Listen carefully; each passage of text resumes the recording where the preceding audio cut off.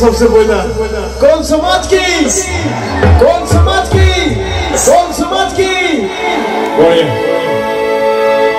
उपस्थित सबके मैं प्रत्यादित होता हमदर जितना भी सा इतना सुंदर का अनुष्ठान आयोजन कर आस्ते एकदम सबसे पहला उद्यापन समिति के कारण को जोरदार हाथ ताली सबके संगे सबको फुर्ती करबो जितना देर समय